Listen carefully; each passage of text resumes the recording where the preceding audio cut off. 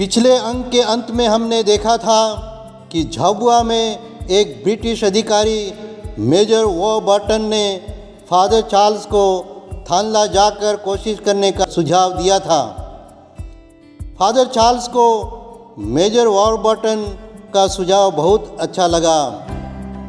थानला Udaygarh railway station से मात्र 5 kilometre दूर है।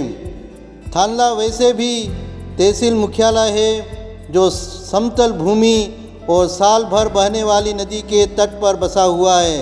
हर हफ्ते वहाँ बाजार भरता है जहाँ चारों ओर से लोग इकट्ठे होते हैं। वहाँ से राजा का निवास करीब 30 किलोमीटर दूर झाबुआ में था। फादर ने सोचा कि राज रजवाड़ों से सुरक्षित दूरी ही बेहतर है। आखिर फादर चार्ल्स ने तय कर लिया कि वे थानला जाकर वहाँ का जायजा लेंगे। स्वर्गीय फादर R.H. लेसर अपनी पुस्तक दी राजपुताना मिशन में लिखते हैं कि 2 फरवरी 1896 को बालक यीशु के मंदिर में चढ़ाए जाने के दिन फादर चार्ल्स ने थानला में नदी के तट पर अपना तंबू तान दिया।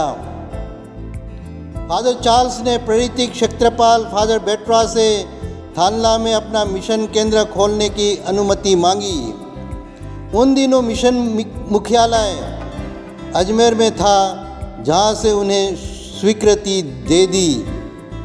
ज्ञात रहे कि मिशन मुख्यालय 26 दिसंबर 1895 में मऊ से अजमेर स्थानांतरित हो चुका था। फादर बेट्रा ने फादर चार्ल्स को आश्वासन दिया कि वे जल्दी ही उनसे मिलने थानला जाएंगे। 1 मार्च 1896 को फादर बेट्रा ने थानला जाकर अपना वचन निभाया। 26 वर्षीय युवा फादर चार्ल्स के लिए फादर बेट्रा का वहां आना वाकई में बहुत सुकून देने वाला था। दोनों ने साथ मिलकर गांव का भ्रमण किया, जहां सुसमाचारीकरण के लिए केंद्र स्थापित करना था। फादर सुपीरियर ने भी फादर चार्ल्स की सराहना करते हुए दाद दी कि थानला ही केंद्र के लिए सही चयन था। अतः उन्होंने फादर चार्ल्स की इस योजना को पारित करते हुए भगोरिया भीलों के बीच प्रथम मिशन केंद्र की स्थापना की अनुमति पर मोहर लगा दी। फादर बेट्रा के जाने के बाद फादर चार्ल्स ने तीव्रता के साथ अपनी योजना को पूरा किया। थानला में एक पुलिसकर्मी का घर किराए से लिया, जहां से अपना कार्य कर सके। किराए के घर में जाने से पूर्व फादर मऊ गए, जहां पर उन्होंने चेचक का इलाज करवाया। संभवतः थानला क्षेत्र में भ्रमण के दौरान वह बीमारी लगी होगी। मऊ में इलाज के समय उनके अपने साथी ब्रदर मेनराड ने थानला के मकान की देखरेख की, जो गाड़ा घाट में फादर के साथ थे। सन 1896 के अप्रैल महीने में पूर्ण स्वस्थ होकर फादर चार्ल्स वापस थानला गए, जहां उन्होंने निश्चित रूप से ही न सिर्फ कपुचिन कम्युनिटी बल्कि भील मिशन की भी शुरुआत की। थानला में ये 2 यूरोपीय साधु अंधकार में चमकते 2 चिरागों के समान थे। वहीं पर उनकी डगर मुसीबतों से भरी पड़ी थी। उन्होंने अप्रैल की चिलमिलाती गर्मी में अपने उस निवास में प्रवेश किया। कमरा इतना छोटा था कि मुश्किल से 2 जनों के लिए पर्याप्त था। फिर उनके नौकर को भी वहीं रहना था। 2 सालों के अपने निवास के समय फादर चार्ल्स ने उसी झोपड़ी से सटकर एक किचन बनाया, जिससे कुछ जगह मिल गई जहां मिस्सा की वेदी बनाई गई और पवित्र परम प्रसाद रखा गया। ग्रीष्म काल आते ही परिस्थिति बड़ी भयावह हो गई। मई जून में घास फूस का बांस व कवेलू से बनी झोपड़ी भट्टी के समान तपने लगी। गर्मी के साथ दिन में मक्खियाँ और रात में मच्छरों का आतंक। फादर फ्रांसिस जो राजपुताना मिशन में कार्य कर चुके हैं, लिखते हैं कि जिसने इसका अनुभव नहीं किया वह कभी कल्पना भी नहीं कर सकता। अप्रैल से जुलाई में थानला का तापमान 40 से 50 डिग्री सेल्सियस के बीच रहता है। जिनका पक्का मकान हो वे छत पर पलंग डालकर गर्मी से कुछ राहत पा सकते हैं, लेकिन फादर चार्ल्स और उनके साथी ब्रदर मनराग के लिए ऐसा संभव नहीं था। रात भर ढोल धमाके और गाने बजाने वाले उन्हें परेशान करते थे। यदि ब्याह के समय तो शादी ब्याह के समय तो वे चरम सीमा पर रहते थे।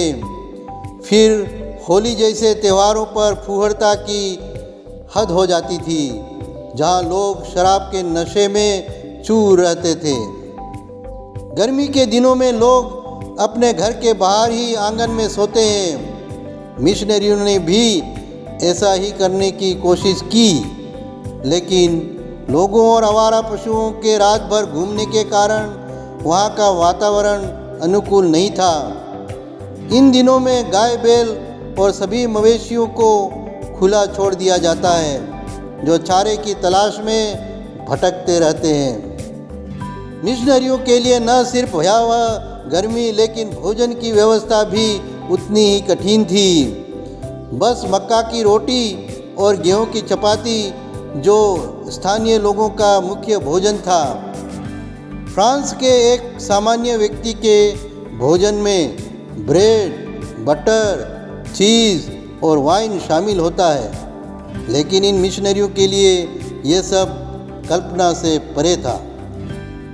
उन्हें तो बस चारों ओर फैली गंदगी और धूल धूसरित वातावरण से समझौता करना पड़ता था। न सिर्फ मनमोहक मसालों की सुगंध से, बल्कि आसपास के कूड़े करकट में सड़न की दुर्गंध से भी आदी होना था। मौसम के परिवर्तन के साथ गर्मी में उठने वाली धूल भरी आंधियाँ उनके छप्पर से आती हुई हर चीज़ को गंदा करने लगी। उसके बाद जब मानसून की बारिश आई तो फिर क्या था? बादलों की गर्जन, कड़कड़ाती बिजली की चमक और सब दूर उनकी झोपड़ी का छप्पर फाड़कर छूता हुआ पानी।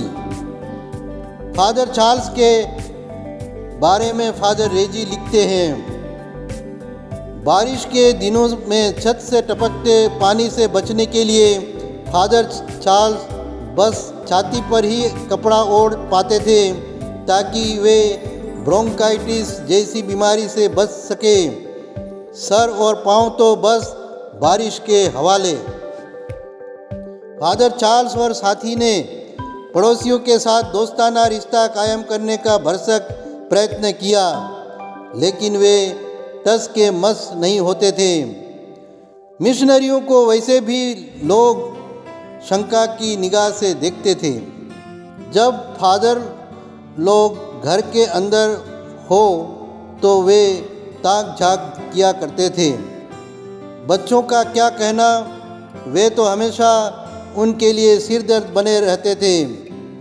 वे घर की छत पर कंकर फेंकते हुए दरवाजे पर आकर बैठ जाते थे। साथ ही लोग मिशनरियों की हर एक गति पर कड़ी नज़र रखते थे।